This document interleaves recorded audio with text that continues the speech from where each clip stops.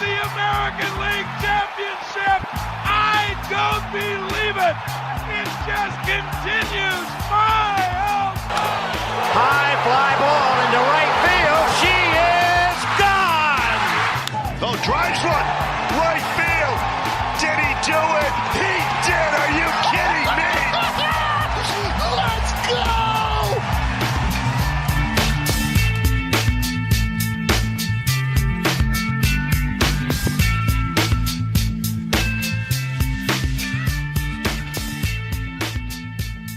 We're back. It's the FSS Plus Podcast Future Stars series with Joe Doyle. I'm Jason Churchill. Hey, we have an answer to the biggest question in baseball this winter, and that's Shohei Ohtani has chosen the Los Angeles Dodgers, and we're soon going to find out what the fallout of all of that is, including whether or not Ohtani is joined by a fellow countryman and where else the Dodgers fill out their pitching staff. In this episode of the podcast, Joe and I are going to discuss the price for Tyler Glasnow, the farm effect of the Yankees trade package that got them Juan Soto a week and a half ago or so, and Joe's latest mock draft. Plus, if we have time, I want to talk about the Orioles farm system. But Joe, what was your initial reaction when you saw the Shohei Ohtani number? We haven't talked on the air since that came out. $700 million. Ignore the deferred part, which may be even more incredible.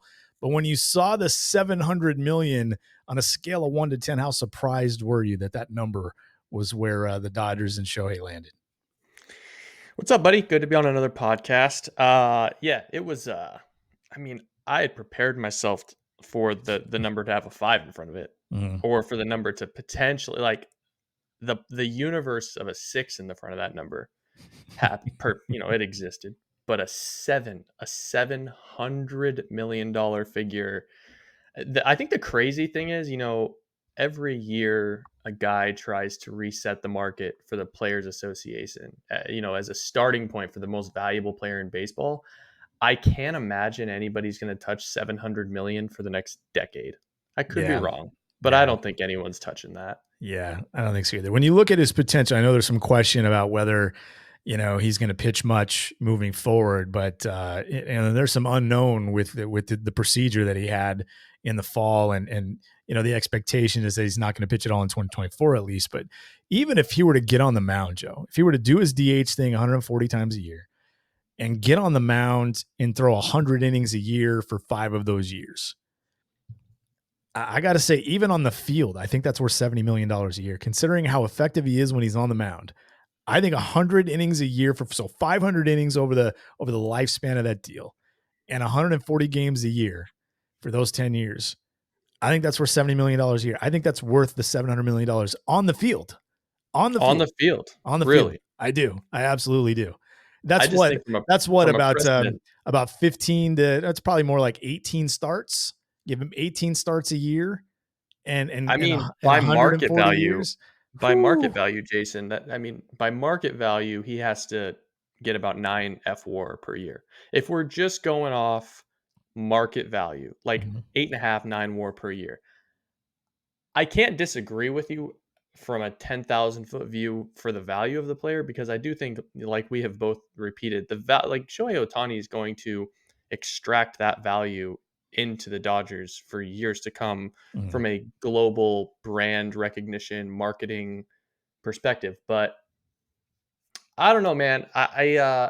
There was a point, at least for me, where the numbers didn't make sense from an on the field perspective, and I don't know if he's gonna be a $700 million player in terms of FWAR. You're banking on, what are you banking on here? You're banking on 58 to 60. No, you're banking way more than that. You're banking on 80 FWAR, right?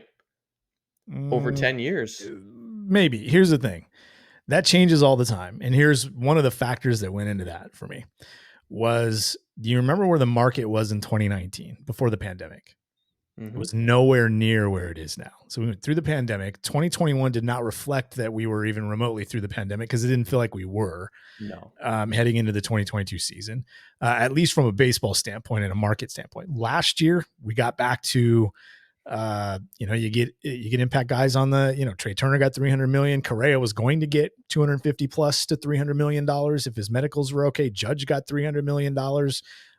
We know Juan Soto is going to get 400 plus, maybe $500 million next winter. Things just continue to move north. So over the next 10 years, I'm thinking inflation. I'm thinking inflation in value. I'm thinking inflation in pure dollars. And you look at last year. So he made 23 starts into 130 innings in 2023. He was worth exactly 9 wins using the Fangraphs formula a year ago. Now, I'm not saying he's going to do that every year, but when you consider inflation and what that's worth, because that's a $50 to $60 million free agent player, what he did last year. But when you think about what that's going to cost in 2 years and 4 years, I mean, that's pretty huge. That's pretty huge. And that's just on the field. You know, I think it's gonna be worth the $70 million a year. And I said 5 years. Over the life of 10 years, I think the back end of this is where you just worry, how good is he? Performance-wise, how good is he? So if they can get $70 million a year out of him, you know, for 5 years, and he can get those 500 innings in, he's gonna be worth that. I just don't know what happens on the back end. I'll tell you the added value, the opportunity cost value, I guess, is the fact that you now essentially take up 2 roster spots with 1 player. So you get an extra bench player who could provide you 1 FWAR, and then, you know, all of a sudden, maybe if you use it by that measure, Shohei Ohtani only has to get you 7 WAR per year over the 10 years. But I think you're right. I mean, he's just, the thing with Shohei is, like, he's such an explosive mover, and you kind of look at these now 2 TJs, and you hope that his body isn't breaking down. I'll be interested to see whether or not the Dodgers even play with the idea whatsoever of putting him in the field in 2024. I doubt it's going to be an option in 2025 because he's obviously athletically capable of that and always was. It was just a way to protect him, right? Like that was the idea. I mean, the recovery from running around in the outfield, you know, once or twice a week and pitching is next to impossible, I would say. But, you know, everything that we've said about this guy seems impossible for the better part of the last 6 years. So it will be interesting to see if they give him, you know, just a cup of tea in left or right field at some point. Probably, well, it would have to be somewhere where the arm isn't tested. So it might have to be first base. Yeah. In 2024, we're probably not going to see that. I don't imagine they take that chance in 2024. Although late, who knows? Although late, you never know what's going to happen. Sometimes we've seen guys. I remember Shin-Soo Choo came back pretty quickly from having Tommy John and played the field, but that would risk the pitching portion of it for the next year. So I doubt we see that for 2024. But again, like you said, Ohtani's he's a different guy. He's the unicorn. And that might as well apply for everything we're talking about with him. So interesting. Yeah. So Ohtani lands. We'll see how the rest of the market fills out. It sounds like Yamamoto could be next. But it also sounds like the market for the rest of the guys in the market, the top guys, the Cody Bellingers, the Matt Chapmans, also heating up. And we're going to see some trades. I still think the Dodgers hold the key to a lot of stuff, Joe, and we're going to get to a bit of that when we talk Tyler Glasnow. But I want to start out with your mock draft. Mock draft 2.0 is up at futurestarseries.com, and the picks in this one are based on your model. It's a model you put together. And while that is explained a little bit in the piece, maybe start us off here on the show, giving us kind of the gist of that model so people understand as we move through some of this, as we dive into some of these picks and why certain players landed where they did. What's that model about? What is that telling you, and how did you use it in this mock draft? Yeah, so without getting totally muddy and confusing here, I'll try and explain the order of operations. I have a board from 2018, 2019, 2020, all the way up to 2026 now. And for every player that has ever been listed or drafted, they're applied a trait. There's 50 or 60 traits to choose from. Maybe it's he can really spin it. He can big exit velos, low chase, high contact, projectable pitching frame, low walks. Like there's so many different traits that I can apply to a player, and it's with a simple just X. Just put the X in the box. So what I did was for every team's last 3 drafts, which ended up being anywhere between 7 and 12 players per team. I took the 7 to 12 players that they drafted, and I took the traits that those players possessed when they were drafted, and I put them into basically a weighting system. So if it was the number 1 trait within the team that they would look for, like if they drafted guys with spin more than anyone, like the White Sox, then that received a 30-point weight on a 100-point scale. And then down to the 5th most selected trait in any of these drafts, that would get a 10-point weight on the weighting scale. So 30, 25, 20, 15, and 10 comes out to 100. What that ended up doing was it provided me a weighting system for every team on what they prefer, what their top 5 traits are in any given draft. And so usually a correlation between a player and a team for the 2024 draft ended up somewhere, if it was a strong correlation, in the 45 to 55, 60 range.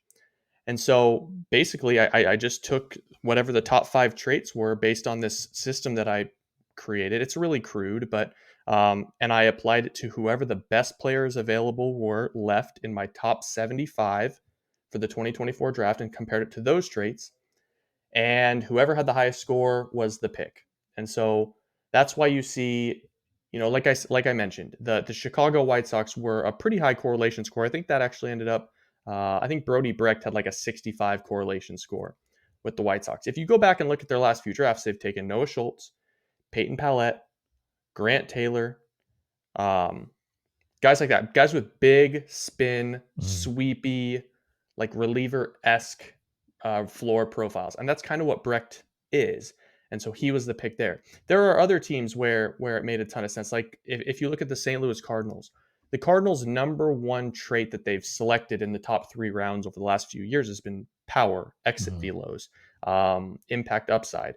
And so because of that, Jack Caglione was second because of his massive power, but Charlie Condon has some of the best power in this class. He's a corner outfielder, which they received some weight on from previous picks. And that's just kind of how we got to this point. So I think the lowest correlation score that I saw was 35, and that was like the Blue Jays or something like that. But generally, every player that was attached to a team had at least 2 or 3 traits in common with what that team has targeted in drafts in the previous 3 years, if that makes sense. And that's top to bottom. That's 1 through the bottom of No. of the round, is what you're saying? Had the 2, Yeah, so had at I least would 2 to 3. Wow. I would rerun it. I would rerun the model after eliminating the player that was picked prior to. So you couldn't take, the same player could never come up twice. It would skew the model. And this also would only go down. I mean, I've got 743 players on the 2024 board. I only use the top 75. And while that might not be fair to the players in the 75 to 200, 300, 400 range, because they could surge, it just seemed like if there was a stronger correlation to a player lower, it doesn't mean that they're more talented. So Sure. that's why I stuck with the top 2 round guys. Yeah, lots of caveats in there, lots of context in there as well. So as we go through a little bit of this, and we're certainly not going to touch on every pick, but there were a couple of interesting ones. I mean, talk to me about the top 10.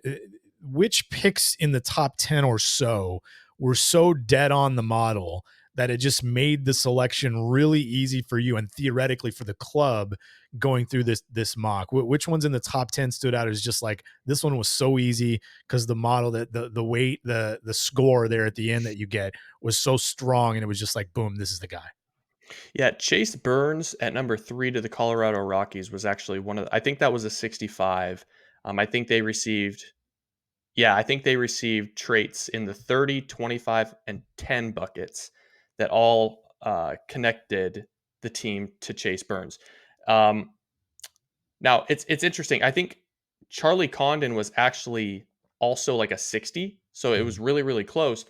But when I siphoned it down to just 2022 and 2023 drafts, the Rockies went with Chase Dolander, Sean Sullivan, Gabe Hughes, Jackson Cox, and those players all represent incredible similarity scores to what Chase Burns is.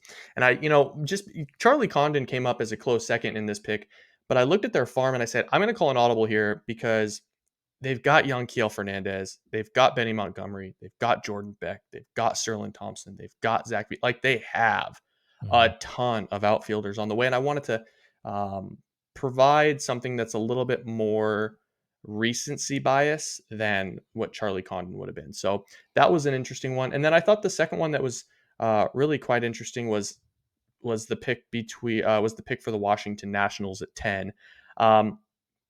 So the Nationals just hired Brad Ciolek away from the Orioles, which means it's almost a foregone conclusion they're going to take a bag.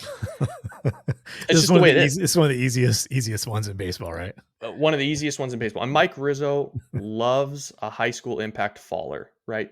Brady House, Elijah Green, whatever falls into his lap. If Connor Griffin's there at 10, I think this is kind of a slam dunk. Superstar tools, up to 96, 97 on the mound, with some kind of, I don't like using the word rawness, but some rawness in his offensive game. And I think you can kind of see that with Brady House and Elijah Green.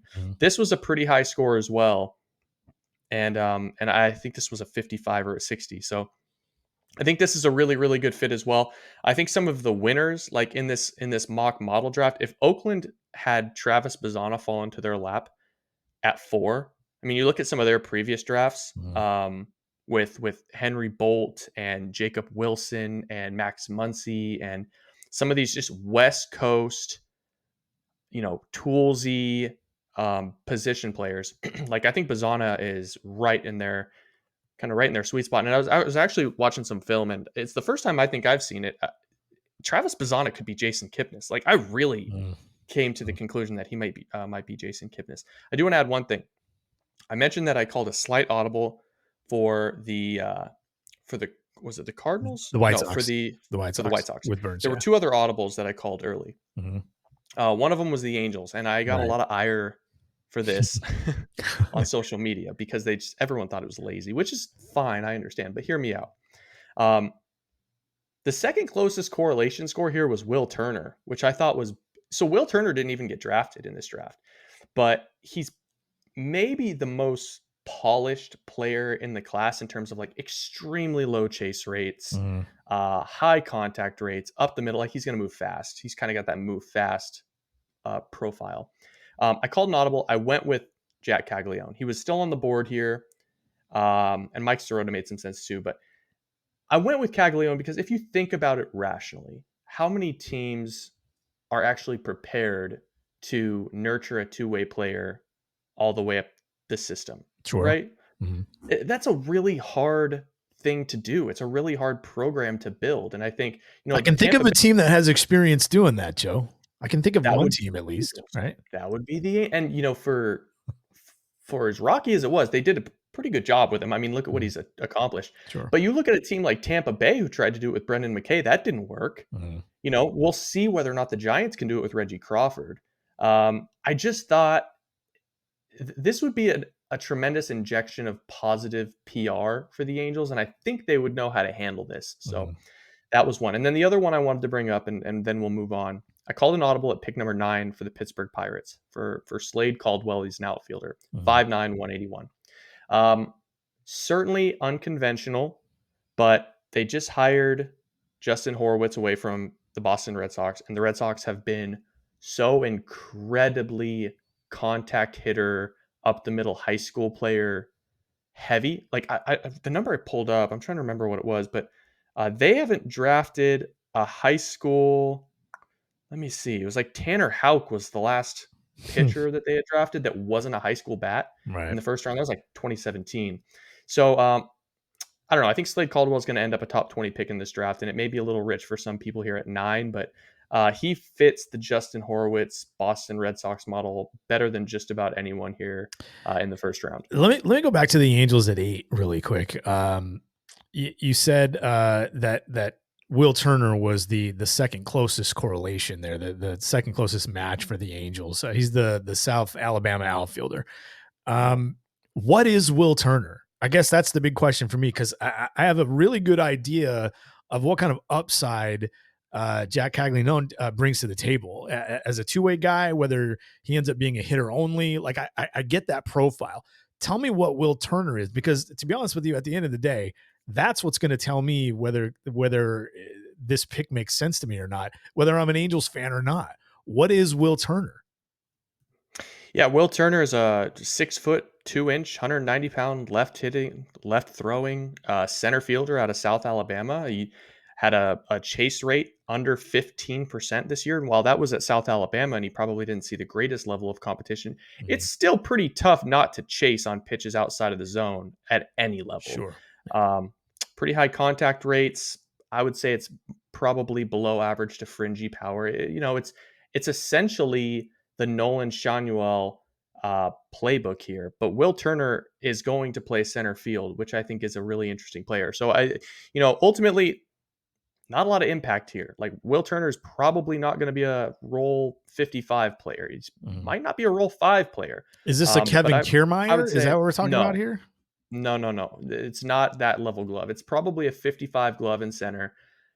He's going to play center field for a good big league team in most cases. I'm trying to think of who a good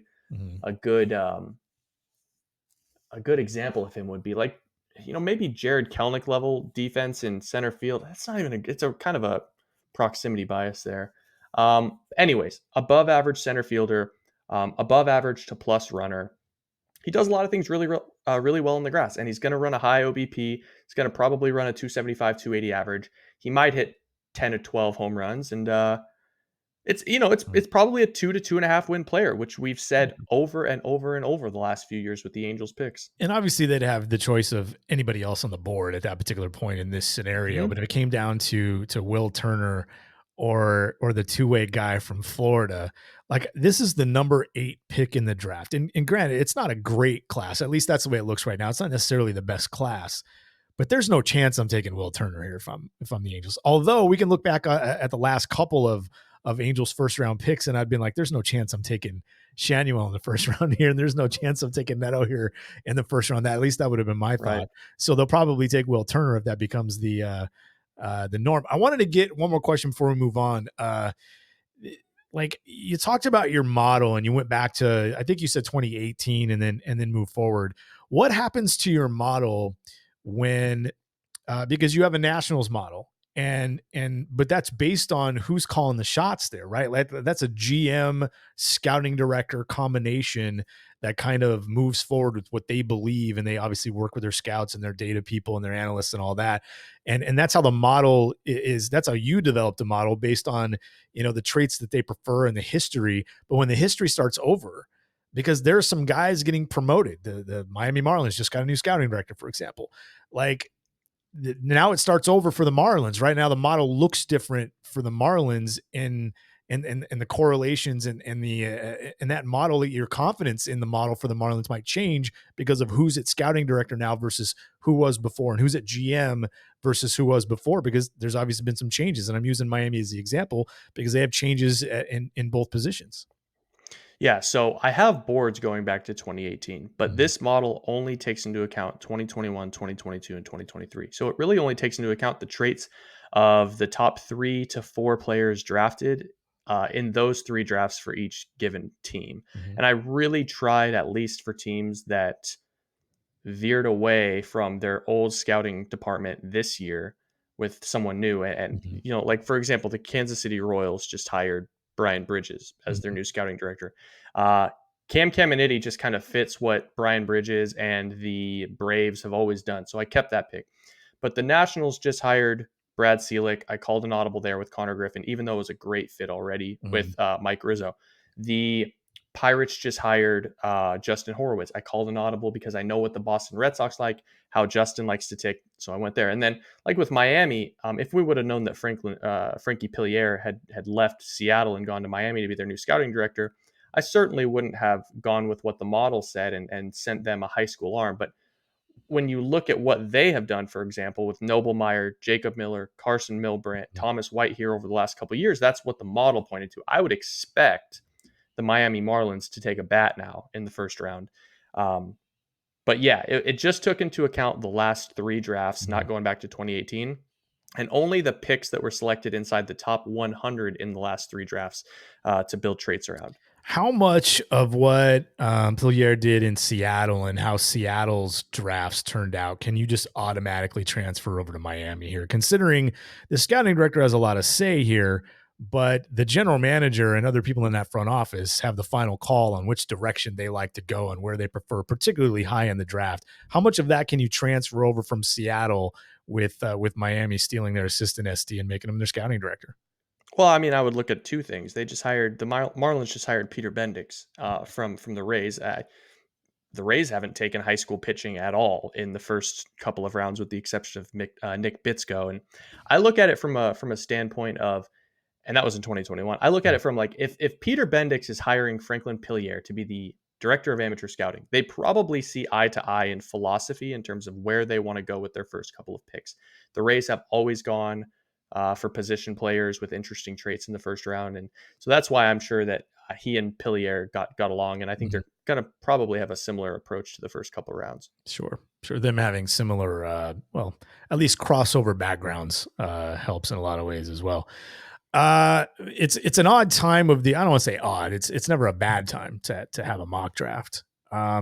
When you look back, and I'm kind of putting you on the spot here, we didn't talk about this. I don't think I've ever asked you this before. Have you ever looked back at a mock draft you put up at Christmas time and compare it and see how much it changed, and actually come up with like, well, it changed, 75%, like only 25% of the first rounders I had in December stayed first rounders in July or whatever? You ever done that? Because I'm curious, like, not how serious I should take this, because this is a really interesting one based on the model, and it's going to tell us a lot, and something we can kind of keep, next to us. Bookmark this, kids. If you're out there and you're a Brewers fan, or don't bookmark this. Seriously, bookmark it. No, you're going to get me canceled. No, don't bookmark it for the picks. Bookmark it for the model idea, because, like, things are going to change. These players are going to change. Their data is going to change, and therefore the model is going to spit out something different. But bookmark this, because it's going to remind people that teams do use models, and they don't just scout a player and go, wow, this guy's a 70 runner and has 70 raw power. Let's get that dude. Like, it's so much more complicated and deep than that. And I don't think a lot of casual fans really understand what goes into the draft. And I think a mock draft like this, using models and attaching it to teams and their preferences, really, educates, people, including myself. You read over this and you learn what the Brewers, have done in the past and what they like to do. And it gives you a different perspective than if you hadn't seen one of these before, because this isn't your typical kind of mock draft. A lot of times it's just how good are the players and what are the general tendencies, for the Mets. Well, they just, they need pitching, so they're going to take pitching. We see that in so many mock drafts, and it's team need. And this is just so unique and so different, Joe. So I just wanted to throw you a little cookie there, because I appreciated reading this, and it was obviously a lot of work and good work, and really, really interesting. So you want to do a quick little exercise here while I got something pulled up? Let's do it. Kind of fun. I don't know. So I pulled up my mock draft 1.0 from 2022. And this was December 4th, 2021. Okay. Number one pick. I'm just going to go through these and we'll kind of go with how it went. Drew Jones was number 1 of the Orioles. He went number 2. Elijah Green. I'm just going to rattle them off. Elijah Green, I had 2. He went like 3 or 4. Tamar Johnson, I had 3. He went 4 or 5. Brock Jones, 4. He went in the top 25. Chase DeLauder, I had 5. He went in the top 20. Jace Young, I had 6. He went in the top 10, I think. I can Dylan pull up. Lesko. I'll pull up the 22 draft. So when you toss out a name, I'll tell you where he went. I'll just rattle through this fast. Dylan Lesko, I had 7. He went like 15. Gavin Cross, I had 8. He went like 12. The big miss that I had here, and this was lazy, or maybe it was clickbaity. I had Robert Moore going 9 to the Kansas City Royals. I think he went in the 3rd round of the Phillies, but Dayton Moore was the GM at the Royals, and I was like, slam dunk. You never know. It was 6 months out, and it was 6 months out. So, that's the whole point. It's almost 8 months out. Brooks Lee, I had 10. He went number 5 to the Twins, I think. Brandon Barrera, I had 11. He went 23 to the Mets. Brooks Lee went 8. Brooks Lee went 8 to the Twins. Brooks Lee went 8. Okay. Yeah. Okay. Daniel Susak, I had 12. I think he went like 22 to Oakland, right in that range. Boy, I don't see him. Oh, he went 19.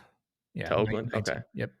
Landon Sims, I had 13. He blew out after that. He still went in the top 40, I think, to Arizona, I want to say. Yeah, it was around 2.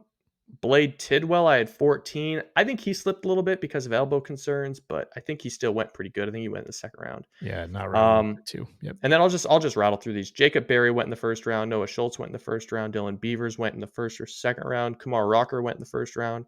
J.R. Ritchie, I think, went in the second round, but he got a ton of money. He got like top 25 money. Carson Wisenhunt went in the first round. Jackson Ferris went in the second round to the Cubs, I think.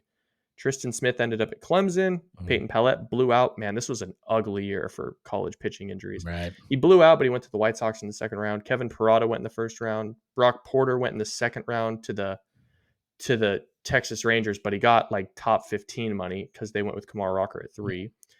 Walter Ford, I had at 26. He went in the second round to Seattle. Zach Neto went in the first round. Carter Young went in the 11th round. Whoops.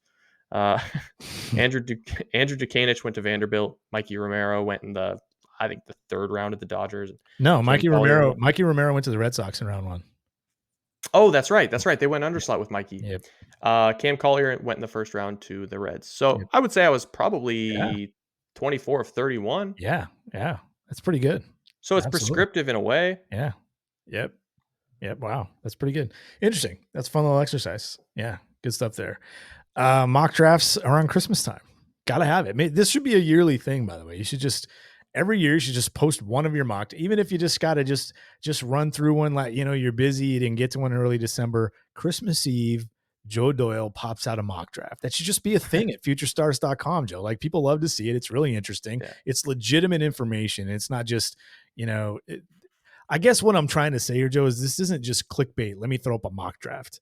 No, there's a lot of thought and a lot of research and frankly, there's a lot of data that went into it. My model totally aside, I was building this mock draft out, and I tend to think I'm a pretty humble guy. Mhm. I was looking at my top 20 or 30 for 2024. And I don't know if I've ever felt so good about my evaluations. Like, I really think the top 20 to top 25 on my board is really, really going to age well. So we'll have to wait and see.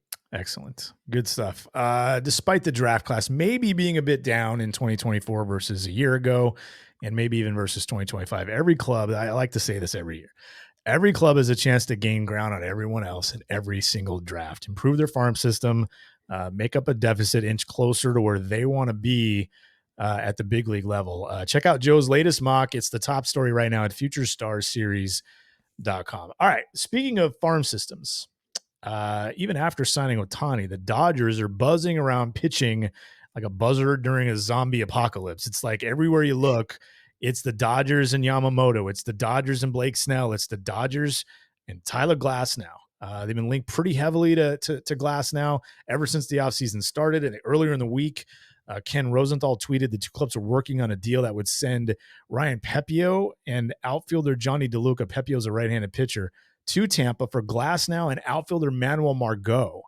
Glasnow's owed $25 million, Joe, for 2024. He'll hit free agency after that. Return from UCL surgery to pitch pretty well in 2023 late. Reports suggest the Dodgers don't really like the idea of Margot being in the deal. He's owed $10 million for next season plus a $2 million buyout on his option for 2025. Before we do anything like remove Margot from the deal, let's just work off of what Rosenthal reported was the start of a deal. Is right-hander Ryan Pepio and outfielder Johnny DeLuca enough in exchange for 1 year of Tyler Glasnow, considering the Dodgers would be taking on, including Margot, a total of $37 million? Is that enough to get Glasnow from the Rays? Man, I don't think it is. I feel like in a vacuum, you could say it might make some sense. Like, Pepio hasn't been very good at the big league level, and he's bounced around a little bit, and I think he just exhausted his prospect status. And Johnny DeLuca is interesting, but he was going to be halfway down my prospect list. Like, I don't think he's that good. I look at it like this, Jason. The Rays put themselves in a situation where they owe an ace who, granted, has durability concerns. They owe an ace $25 million a year, and they're already light on pitching. While I think Pepio helps fill that void, I think you're kind of punting on the idea of the Rays winning the World Series if they move Glasnow. I mean, that's the type of horse that wins you 2 games in a series in the ALCS or the ALDS. So, talent for talent, you can talk however you want in that regard, but I just think the value lost here for an organization like the Rays that has to live on the fringes, who's already short of innings with McClanahan getting hurt and some other guys, Mhm. um, falling off. I don't like it. What if I replace Pepio in this deal with Gavin Stone? Does it change anything for you? A little bit of a different guy. Yeah, I mean, I love Gavin Stone. He's going to rank quite high on my Dodgers preseason top 30 list. I still look at I still think and maybe you're just kind of moving the goalposts to 2025. Like I have a hard time Mhm. seeing Gavin Stone headline a Rays rotation that takes them, into the ALCS. And maybe without Shane McClanahan, that's a conversation that doesn't need to be had in the first place. But um, that probably moves the needle enough for me to feel more comfortable if I'm the Rays. Pepio doesn't do it for me. I just don't think he's anything more than a 4. I think the way I'm thinking about this, like I'm trying to insert myself into the Rays position. It's like I'm the easy way to think about this is I need to get rid of Tyler Glasnow's number, the dollar number, the 25. It hurts us a little bit. It restricts it. I can carry it, but I can get better if I don't carry it. If I kill it and if I can attach Margot to it, all the merrier. And then I can go out and maybe try and find some pitching. The problem with that theory is players don't necessarily, free agents don't flock to Tampa Bay, hitters or pitchers. They don't flock to Tampa Bay. It's somewhat difficult for them to get free agents to go there. It's Tampa, for crying out loud. And while you might like Florida, it's not a great stadium to play in. They don't sell that place out, but they win. So I'm not saying nobody's going to go there, but they're not exactly LA. It's not the Dodgers. It's not the Yankees. It's not the Mets. It's not the Red Sox. And they don't exactly have tons of money. So they're not going to blow anybody away there. So the way I would think about this if I were Tampa is I either keep Glasnow and have to do everything else I want to do this winter by trade, or I can trade away Glasnow, not worry as much about the return. I don't need to get my next, top of the rotation guy that's ready for 2024 immediately in the deal for Glasnow. Maybe that guy is someone I get trading Randy Rosarina or Yandy Diaz or something somewhere along those lines. Because you're right, they need more than one guy too. McClanahan's going to be out, and if they trade Glasnow, their top 2 starters that they were projecting for 2024 initially or originally anyway are gone. And they've already had some other injury issues with guys like Drew Rasmussen. So it seems like anything the Rays do this year should be about getting pitching in return. And it probably can't just be a bunch of prospects, right, Joe? Like I don't know. Yeah. Maybe this Glasnow thing is just like one of 4 deals the Rays make to land a bunch of pitching. I'm with you though. I don't really love Pepio there. I don't think Emmett Sheehan really changes the No. equation there in a deal like that. Gavin Stone's a little different. Nick Frasso's a little different, but you're probably still looking at 25 for both of those guys.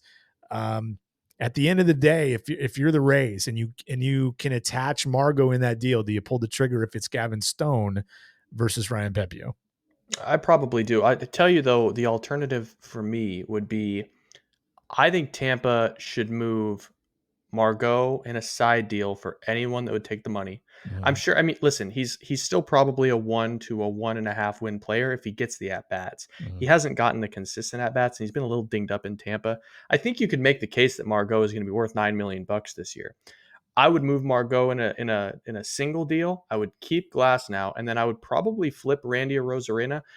A deal that I really like for Tampa would be like Randy Arozarena and one of their pitching prospects like Marcus Johnson to Seattle for Bryce Miller. Mhm. Now I think Seattle would need to kick in like Prelander Baroa because I don't think you could get Miller for a Rosarena straight away, and throwing Marcus Johnson in there probably weighs the scales too much. But like that's the type of deal. That's what I would. Tampa Bay would be going into 2024 with the same blueprint as Seattle. Like they would be pitching heavy. They would win games in the first 9 innings and late in the games with their bullpen. And then they would just try and scratch across like 4 or 5 runs to Mhm. to to win the game. I don't like this whole let's try and win with by keeping a Rosarena and moving our pitching. Like that's not the route to being competitive in 2024, if you ask me. And it's really never the route the Tampa Bay Rays have taken. Remember, just a couple No. of years ago, they took Willie Adames and all his control years left, and it was fairly early in the year. It wasn't at the deadline, and moved him to Milwaukee, and it looked like Milwaukee got a steal. And while I still think they did, look at what the Rays were trying to do in that deal. And that was the JP Fireeisen, Drew Rasmussen deal for Adames. And they turned Rasmussen, until he got hurt, into a pretty good starting pitcher for them. That's what they like to do. They're almost hey, yes, we love impact, and we're going to try to get impact, but we can turn a guy from a guy that looks like a 4 into a high 3. We can do that. And we'll turn a guy that looks like a long reliever into a viable 4. Like, that's what the Rays like to do. And bulk almost becomes part of this equation. If you're making a deal with Seattle, or you're making a deal with the Dodgers, maybe you just make it all about pitching because you think you can get more out of those guys than other teams do. And they have a track record of doing that. It'd be interesting. That's going to be interesting to see what the Dodgers do if they're trying to get Tyler Glasnow, and whether that changes if they do get Yamamoto, because they obviously need more than one guy there in LA. They're, Clayton Kershaw's not going to pitch till mid-season. We still don't know what exactly what's going to happen there. Walker Buehler's not going to be ready for the start of the season. Dustin May's had injury problems. We don't really know what he is. Lots of pitching questions in that rotation for the Dodgers. So the fact that Ohtani's not going to pitch until at least 2025, even if they added Yamamoto, which is still a question mark, they're going to need 2-3 guys. And that's why at the beginning of the offseason, we were talking about Dylan Cease, Corbin Burns, Blake Snell, anybody that was good that can pitch at the top of the rotation, the Dodgers are going to be all over. And it seems like that's the case. To me, if the Dodgers don't land Corbin Burns, I don't know where Corbin Burns lands. That 1 year of a guy, the cost of that 1 year of a pitcher is really difficult for some teams to, and that might be just a situation. And we'll talk about the Yankees. Let's roll this right into the Yankees conversation. They make that deal for Juan Soto. They use some of their pitching depth to get there. Do the Yankees have enough left in their farm system, Joe, to go get a Dylan Cease, to even go get a Corbin Burns at this point? Is there enough there? And I guess we got to peel off of Jason Dominguez, because it sounds like they're going to count on him, really early in the year, if not right off the bat, to be a corner outfielder for them. What else do they have left in their farm system? What's the health of that Yankees farm system at this point? Well, it's kind of weird. The Yankees farm system is like, it's like a bell curve. There's a lot of guys that are here, like, Jason Dominguez, Everson Pereira, Austin Wells, Spencer Jones. Yorby Vivas is probably going to get quite a bit of time now that he's over there from the Dodgers. Spencer Jones is at AA, but I would say he's creeping up on his promotion, like his arrival. Chase Hampton will be there. Sometimes, you think, for Jones, 2025? Yeah, it could be this year. Who knows? They're pretty deep in the outfield, so probably not. But yeah, I think they've got enough still. If Milwaukee is willing to entertain taking on some younger talent for Corbin Burns, I think there's a deal to be made. Like, the guy that I keep attaching to Milwaukee for Corbin Burns is Will Warren. Like, I think Will Warren pitched last year at AAA, I believe. And yeah, so last year he pitched to a 3.35 ERA, 149 strikeouts and 129 innings, 59 walks, kind of rich for what Milwaukee generally tends to do. But 6 or 7 years of Will Warren for 1 year of Corbin Burns coming off a down year is pretty interesting to me. If I'm Milwaukee, I don't know if New York would be into that, but you get a package of like Will Warren and Henry LaLane for Corbin Burns. That's really hard for New York to walk away from, I think, unless they think Will Warren's immediately going to step in and be a 2, a 3. I don't see that. Seems like a stretch. Warren, right-hander, 24 years old, was an 8th round pick in 2021. 4-pitch guy. Slider's his best pitch. You're talking about a mid-rotation guy, probably, Joe? I think a high 4. Yeah, I mean, he's got to bring the walks down. If he doesn't bring the walks down, he's going to kind of self-immolate at some point. But yeah, I think he could be a good 4. At the top of your head, Yankees have a good draft last year. Oh, so last year, they got some guys that I thought were really interesting. George Lombard Jr. was a guy that I attached to Seattle with one of their 3 picks. Barrel-chested Manny Machado type of bat. Like, he could be really special. He's so far away, though.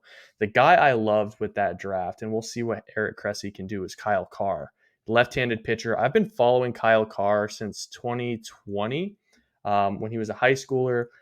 a little bit on Kyle Carr. This is not, hurting the kid. He was committed to TCU. I think he had a 0.0 GPA in high school.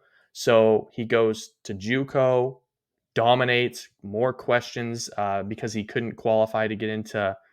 I don't even remember where he committed after the first year of JUCO, but doesn't get in. Does another year of JUCO, and just the most athletic mover. Like he reminds me a lot of Ricky Tiedemann, who's with top prospect with the Blue Jays now. An incredibly athletic mover on the mound, up to 96, I think. I think that kid could end up being a top 50 prospect in the game before we know it. Despite his, he just doesn't like school. So different draft. I didn't either, Different man. draft. I didn't either, man. To be fair to Kyle, if you're out there, I didn't like school either, bro. I'm definitely and- listen. You're in the New York Yankees organization. You're a third round pick. You made a shitload of money. Hopefully this doesn't demonetize Spotify or whatever we go. But Kyle Carr is going to be a really, really good pro, and I've really liked him for a few years. So I'm glad he finally got popped. I will say this: like they've gone so heavy with the short porch college guys over the last few years with Jones and the catcher. What's his Austin Wells? Sure.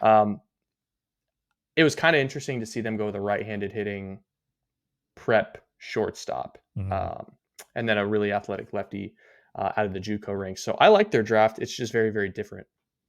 Yeah, interesting.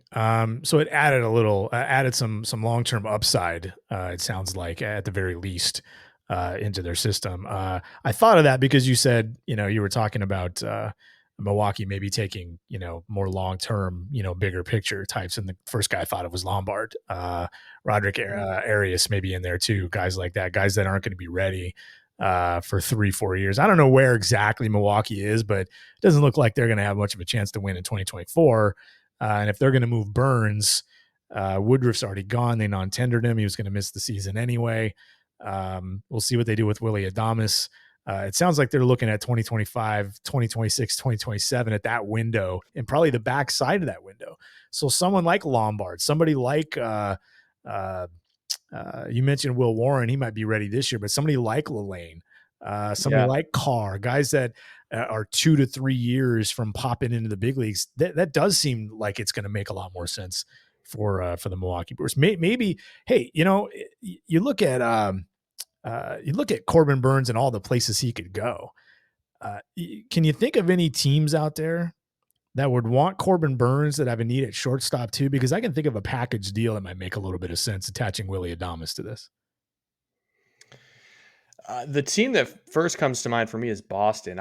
This is unprompted. I didn't do any research on this, but I know they're looking for pitching, and I don't think you can go into the 2024 season with Rafaela as your ideal shortstop, and I don't think Trevor Story has any certainty at the position moving forward. So, you could probably flip a deal there. What do you think? What are you thinking? Yeah, I just go right back to the Dodgers. I mean, it's low hanging fruit, but who's the everyday shortstop for the Dodgers, and is that guy better than Willy Adames? Maybe, but doesn't have the track record Adames does. And if Adames plays well there, the Dodgers certainly have a chance to just extend him and make that trade cost. They bury that trade cost. If you get Adames for extended time, you might even be able to get Burns for extended time. It's hard to look at a deal like that and suggest that's not going to make sense. We'll see what the Dodgers do, but it does seem like the Dodgers hold a lot of keys. Can I just say it would be kind of interesting if the Dodgers moved Gavin Lux and a pitcher to Milwaukee for Corbin Burns and Willy Adames, because Lux is a Kenosha kid too, out of Wisconsin. Sure. It's an interesting little synergy there. Absolutely, it is. Yep. Absolutely. It would give Milwaukee some guys to build up over the next year or two and either use them as they're entering their prime, as the club is entering theirs and back into contention, or it would give them somebody to trade in 2 or 3 years as those players kind of creep up and crest in value.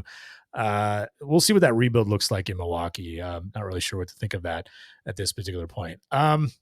Interesting. So the Yankees, let's get back to the Yankees really quick. That farm system, it's obviously not an elite farm system at this point. They've had some trouble pushing some of their guys into the big leagues and getting value out of them the last 3, 4, 5 years. They end up trading some of their guys here and there. Volpe is obviously their starting shortstop, and I like Volpe enough. He obviously can play the position. He projects pretty well. He's got work to do. Didn't have a great year at the plate, but there's enough there to where you buy Volpe as their shortstop for the foreseeable future. I think we all like Jason Dominguez to some level. What he turns out to be and when that is, who knows? He's coming off an injury now. Other than that, it seems like for the most part, a lot of mid-rotation arms or long-term guys. And if they're going to make multiple trades, like, man, I have a difficult time thinking they're going to go out and trade for Dylan Cease at this point. I have a hard time thinking without kind of gutting their system or using one of their top 3 guys, that they can get Corbin Burns and Willie Adames in a deal. Not that they need Adames, but you know what I'm saying? Like if it goes beyond like a 1 year of Burns, if you're trying to get 2 years of Dylan Cease, man, I don't know that the Yankees are going to be able to compete with some of the other clubs that are out there looking for pitching and what they're willing to give up. And we're going to talk about one of them here in a minute, and that's the Baltimore Orioles. I don't know if the Yankees can match up. So does it kind of seem, at least on the surface, Joe, that if the Yankees don't do their starting pitching damage in free agency, it might be tough? I mean, you got to find a team that's willing to take young talent, because you look at the Yankees rotation right now, it's still incomplete. Mm-hmm. And really all they have is they have Chase Hampton and they have Will Warren.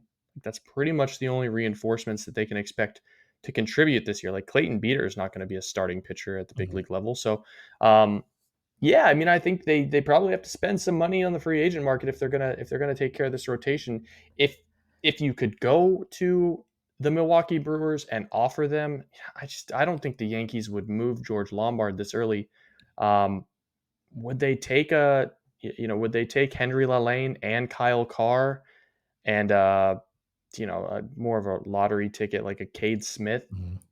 Eye of the beholder, Maybe. man. Yeah, eye of the beholder. Eye of the beholder. And maybe they would if they like those guys in particular and their timetable is like 2027, 2028. You got to think they'd consider that. If they don't want to send that message or that's not their plan, you got to figure they're going to want a little bit more coming back that's going to be able to play a little sooner than that. That's the Yankees are in a tough spot. It's funny, Joe, and I've said this before on the show. Like 3 years ago, I was like, man, Brian Cashman is underrated. And ever since then, I'm like, wow, Brian Cashman is so overrated. It's not even funny. I've gone completely 180 on Brian Cashman. And maybe it's not all his fault, but man, you know who he reminds me of? He reminds me of Pete Carroll a little bit. He's really loyal, isn't he? Brian Cashman is a really loyal guy, isn't he? Like he'll trade a player, but he doesn't really want to. And he'll fire a manager, but only if he really has to. Like that seems to be what's going on. There's a lot of Pete Carroll and Brian Cashman, at least on the surface there. I feel like that's been the Yankee way for the better part of 50 years, though. I mean, they don't really churn managers as much as, or general managers for that matter, over the last 30 years. I don't early they did because that was George we're talking Steinbrenner's way. But since Billy the Martin, 90s, we're talking about But I'm talking about the last 35, 40 absolutely. years.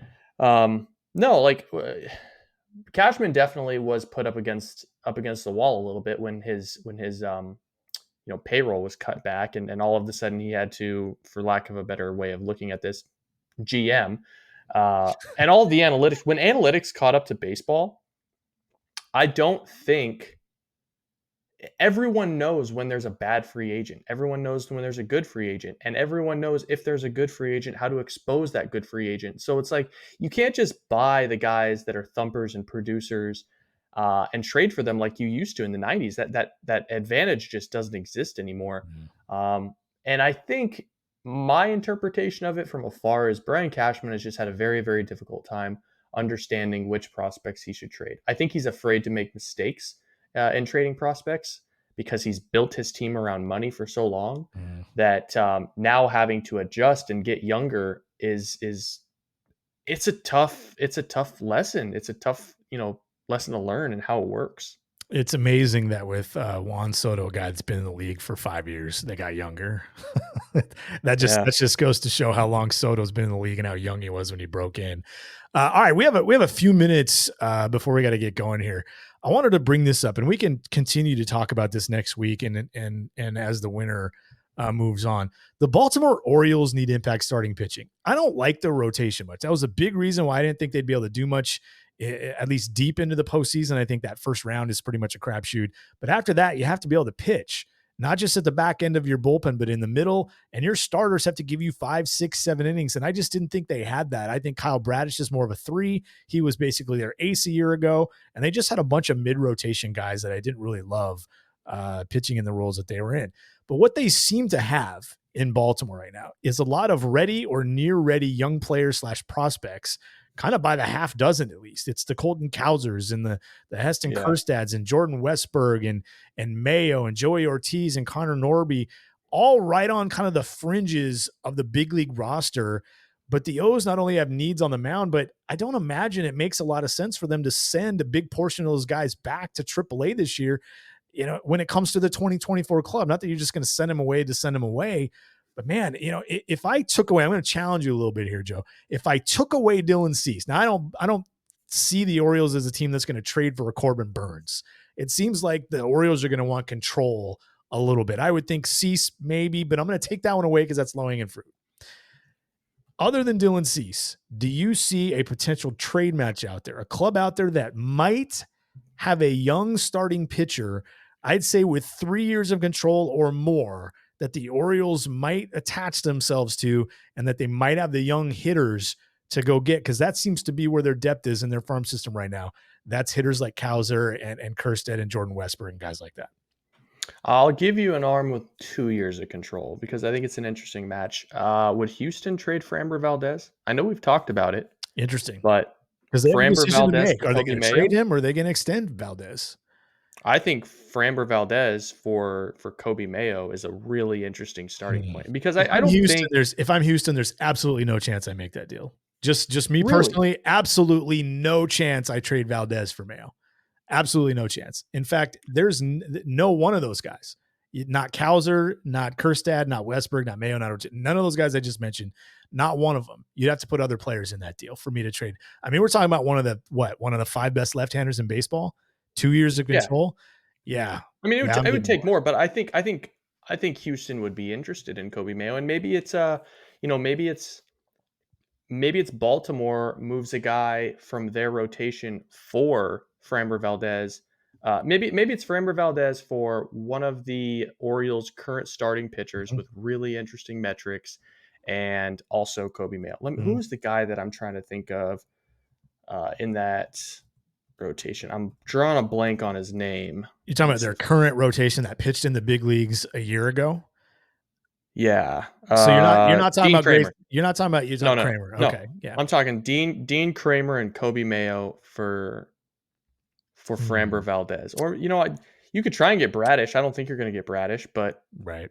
Yeah, I think it would defeat the purpose to include Bradish a little bit. Even though I think Valdez is better, Bradish comes with more control. 3. Yeah. Right. Yeah, I don't know. I think there is a deal to be made though with Framber going to Baltimore and Baltimore sending back someone that can eventually replace a guy like Alex Bregman, who's getting older and getting more expensive. They could also use some help in the outfield. They've got Jake Myers, Chas McCormick, and Kyle Tucker. And a decision to make on Tucker. They got to pay him. A decision to make on Tucker. And Jordan's not going to provide you any valuable innings in the outfield either. So, maybe they could use maybe they would do a Cowser. Yeah. Maybe they would do Cowser and Kramer. And Kramer for Framber. And maybe another lottery ticket, but yeah. That's interesting. Yeah, that's interesting. The one thing the Astros probably have to think about kind of at the back of their head, and with Dan Brown running the show there, they're going to think like this. They got to do something about that farm system. They got to start drafting better. They got to continue to develop. They got to start drafting better and getting quality young players in there. They've traded so many of them. They've graduated a bunch of them and used them, and they've been really good players, and they've traded a bunch of them away to add to their big league club, and they've won 2 World Series out of it. It's worked, but that farm system isn't looking too hot these days. So their window is going to start closing here pretty quick if they don't do something about it really, really fast. Maybe trading Framber Valdez helps them do that. Really interesting. Anywhere else around the league? I mean, everybody keeps going back to Seattle on this one because maybe they have young pitching to trade, but I think with Seattle, and I don't know if you agree with this, Joe, we haven't really talked about this. Seattle has young pitching, but I just don't know that they have young pitching to trade. Like, I think that's the difference here. Like, they don't have a guy that's within 2 years of free agency. Bryce Miller, trading him right now might be selling low on him a little bit in some scenarios. Brian Wu would definitely be selling low on him, to some extent. Trading Logan Gilbert without replacing him, like Seattle went out and signed Blake Snell, and then they want to trade Logan Gilbert. Okay. That's a different story. But right now, as they sit, I don't know that Seattle is this trade match. And we heard the Royals checked in with Seattle about their pitching. We know the Red Sox checked in with Seattle about their pitching, and they keep getting turned away because Seattle really can't afford it. Is Seattle really a match with Baltimore at this particular point in time as we head into the middle of December? No, I mean, once they moved Marco Gonzalez, no, like they don't have the insurance to cover those innings. And, Emerson Hancock, like I've said, he's a porcelain vase. I don't think you can count on him to throw a single inning in April or May. Sure. So yeah, like unless there's a deal where Seattle could go get markedly better offensively while also replacing the loss of a guy like a Bryce Miller, I don't see it. Maybe that's the Dean Kramer conversation. Maybe it's Dean Sure. Kramer and Joey Ortiz to Seattle but here's the thing about that sort of a deal though. Joey Ortiz doesn't make Seattle any better. Not really. He's an interesting little bouncy, twitchy guy. It would have to be a Kauser, It has to be a Kerstad Kauser type guy. Yeah. And I'm not, I guess if I'm Baltimore, I make that deal because I'm a Bryce Miller fan. But everybody's asking for Gilbert and Kirby though right now. That's what's going on. Well, I've told you, I think I told you in July or August that a Bryce Miller for Heston Kjerstad and a pitcher deal, I would do if I was Seattle. I'm a big fan of Kjerstad. Seattle drafted Kjerstad in 2019. They're very familiar with him. And I think he can either take up big at-bats in a corner outfield spot, or he can take up at-bats at DH, first base. He's left-handed. He's a prospect, but I think with where that team currently is in terms of their payroll situation, if you can get a Dean Kramer and a Heston Kjerstad for Bryce Miller and, Prelander Baroa or something that Baltimore would covet, I think you do it. Yeah. Interesting. Seattle needs to do something. Hey, really quick before we go, we're running just a little over, but this is an interesting question. I tackled on baseball things last week or earlier this week. A deal centered around, now there'd have to be pieces in both directions. A deal centered around Bryce Miller for Noelvi Marte. Oh, Jesus. First of all, ironic. Oh, man. It's that nasty X that you shouldn't go back to. That's the response I needed. That's it. We don't need to go any further. That's exactly what I was looking for. That is the voice of Joe Doyle. This has been the FSS Plus podcast. We'll talk next week. So just chill till the next episode.